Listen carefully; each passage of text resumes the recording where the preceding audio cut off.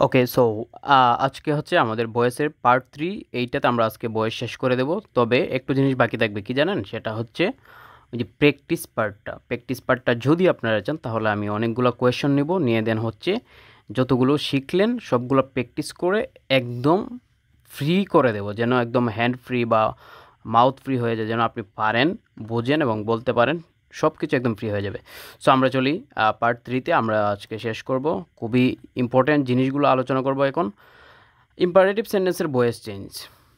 Imperative সেন্টেন্সে আসলে এইগুলো থাকে, এই যে ভার্ব প্লাস অবজেক্ট, মানে আমি সবগুলো দেখাই আগে, যে এই সব এই কয়েকটা স্ট্রাকচারে আসলে ইম্পারেটিভ সেন্টেন্সের ভয়েসটা সম্পন্ন হয়।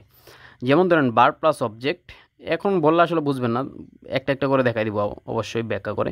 Verb plus object plus extension এরকম থাকলে এই যে বি বসে, ঠিক আছে। আবার verb plus personal object plus object, মানে এখানে পার্সোনাল অবজেক্ট থাকবে একটা, আরেকটা অবজেক্ট থাকবে যেটা থিং বোঝাবে। সো এরকম হলে বিও থাকবে, আবার ফরও থাকবে preposition. Do not plus verb plus object এরকম থাকলে be. Never plus verb plus object এরকম থাকলে be. Let plus personal object verb, আচ্ছা এগুলো আমরা এখানে না বলে একদম প্র্যাকটিস করাই। যেমন দেখেন verb plus object plus extension, যেমন রাইট এ লেটার, এই যে দেখেন রাইটটা হচ্ছে ভার্ব, আমি মার্ক করে দেখাই।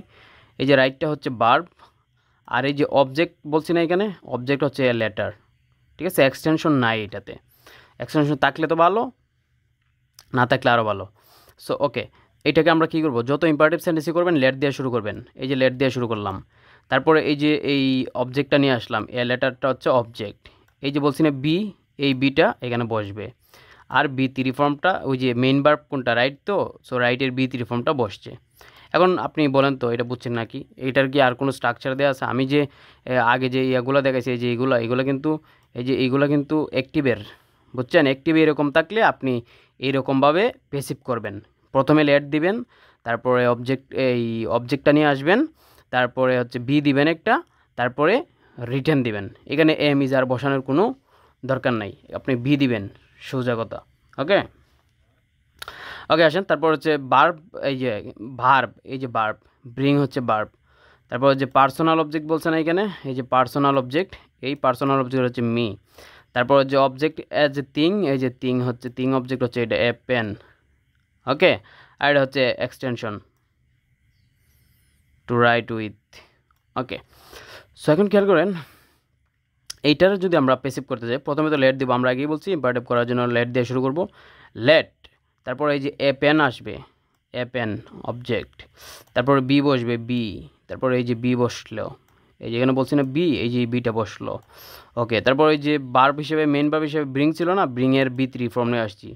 আমরা বলছিলাম না প্রথম ক্লাসে যে কোনো পেসিভ করতে গেলে বি প্লাস বি থ্রি বসে, এই যে বি প্লাস বি থ্রি বসছে, পেসিভ হয়েছে। এখন খেয়াল করেন, এই যে ফর বলছি না এখানে, ওই যে উপরে খেয়াল কেন, এখানে এখানে এখানে ফর বলছি না, সো ফর হবে, এই যে ফর হয়েছে, ফর ফর, ঠিক আছে। সো এটা মোটা হয়ে যাচ্ছে না? ওকে, সো এই ফরটা বসছে, তারপর হচ্ছে মি টু রাইট উইথ, ঠিক আছে। মি, ফর মি, এই যে মিটা এখানে চলে আসছে, for me two write with. Okay, so এইটাকে আমরা আমরা চলে যাচ্ছি নেক্সটে।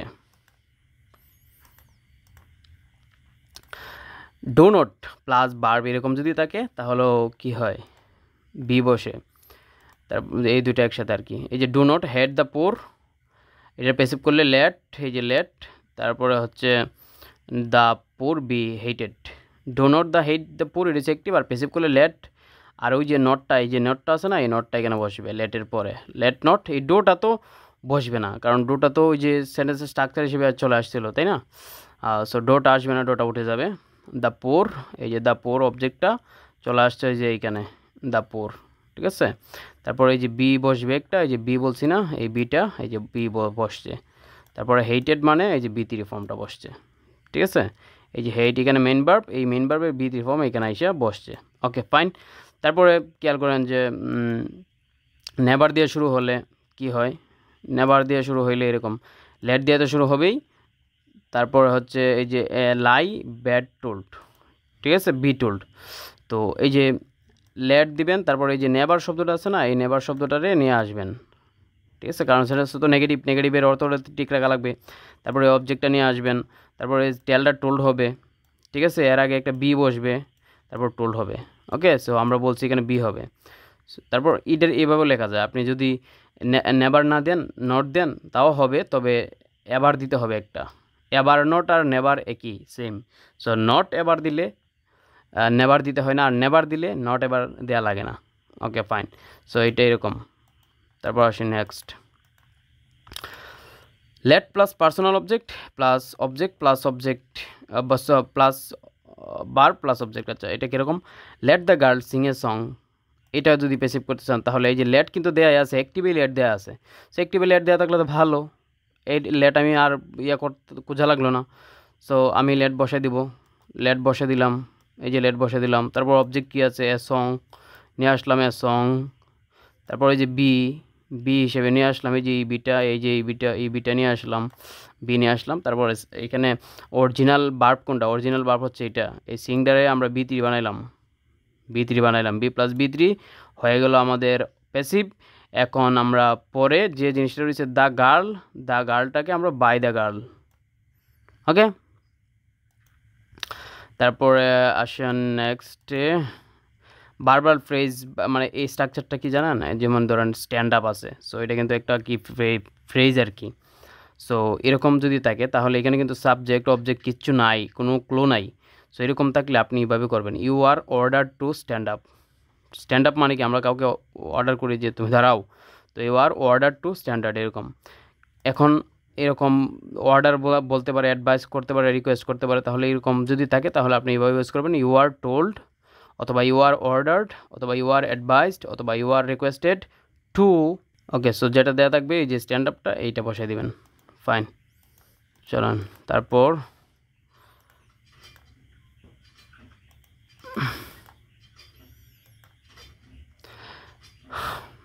এখন না খেয়াল করেন, যেসব ক্ষেত্রে প্যাসিভ হয় না, প্যাসিভ হয় না কোন ক্ষেত্রে, প্যাসিভ হয় না এই যে ইনট্রানজিটিভ বার্ব হইলে প্যাসিভ হয় না। যেসব বার্বের অবজেক্ট থাকে না সেগুলো হচ্ছে ইনট্রানজিটিভ বার্ব আর কি, তো সেগুলোর প্যাসিভ করা যায় না। যেমন হি স্লিপস, সে ঘুমায়, এরপরে কি অবজেক্ট দরকার আছে, কি ঘুমায়, কাকে ঘুমায়, দরকার নাই তো। সো এটা হচ্ছে ইনট্রানজিটিভ বার্ব। ইনট্রানজিটিভ বার্ব থাকলে প্যাসিভ হয় না, কি হয় না, প্যাসিভ হয় না। আমি যদি এইভাবে লিখি যে well is slipped by him, এটা কিছু কিছু হইলো নাকি, ওয়েলটা কি, ওয়েলটা তো একটা অ্যাডভার্ব, সো এখানে সাবজেক্ট বা অবজেক্ট হিসেবে ব্যবহার হবে না। সো তারপর she cries loudly, say loudly কান্না করে। সো সে লাউডলি মানে সে কি ক্রাই, ক্রাই করে। সো এই যে কি করে, কাকে করে, এগুলার তো কোনো উত্তর নাই, যেহেতু নাই তাহলে এইটা প্যাসিভ হবে না।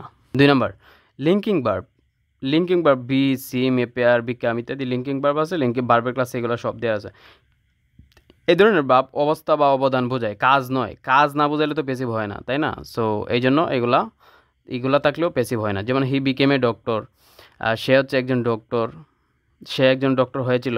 সো এটা কি হবে না, প্যাসিভ হবে না, ঠিক আছে, কারণ এখানে কোনো কাজ বোঝাইতেছে না। হি দিয়া এই ডক্টরেরই বোঝাইতেছে, ঠিক আছে। সো এই doctor was became by him, এটা কিছু হয়েছে নাকি, এটা তো কোনো কাজ বোঝায় নাই। সো দ্যাটস ওয়াই এটা প্যাসিভ হবে না। সেমভাবে she seems happy. Okay, so তারপর আর কি কি ক্ষেত্রে প্যাসিভ হয় না, প্যাসিভ হয় না হচ্ছে যে পসেশন বা পসেশন বার্ব, যেমন have, own, possess, belong to, এগুলো যেমন মালিক, এসব বার্ব মালিকানা বোঝায়, কাজ নয়, তাই প্যাসিভ হয় না। আই হ্যাভ এ কার, আমার একটা গাড়ি আছে, এটা তো মালিকানা বোঝাইছে, তাই না, এখানে কোনো কাজ বোঝাইছে না, দ্যাটস ওয়াই এটা প্যাসিভ হবে না। This book belongs to me, এই বইটা কার, আমার। সো সরি, হিম বোঝাইছে, হিম তার। সো দ্যাটস ওয়াই এইটা কাজ বোঝায় নাই, দ্যাটস ওয়াই এটা কি হবে না, প্যাসিভ হবে না। তারপর modal verb plus intransitive verb. Model বা যদি modal verb can, could, must, should, এগুলো হচ্ছে মডাল ভার্ব। এগুলোর পর যদি ইনট্রানজিটিভ ভার্ব থাকে তাহলে প্যাসিভ হয় না।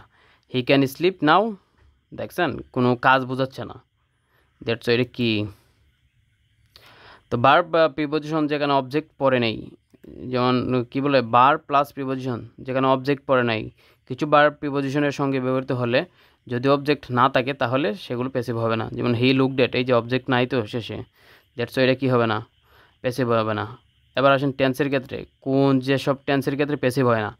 প্রেজেন্ট পারফেক্ট কন্টিনিউয়াস টেন্স হইলে প্যাসিভ হয় না, পাস্ট পারফেক্ট কন্টিনিউয়াস টেন্স হইলে প্যাসিভ হয় না, ফিউচার পারফেক্ট কন্টিনিউয়াস টেন্স হইলে প্যাসিভ হয় না। আজকে এই পর্যন্তই লাস্ট। ওকে, এখন কমেন্ট করে জানাবেন যে আসলে কতটুকু উন্নতি হইলো 3টা ক্লাস দেখার পর।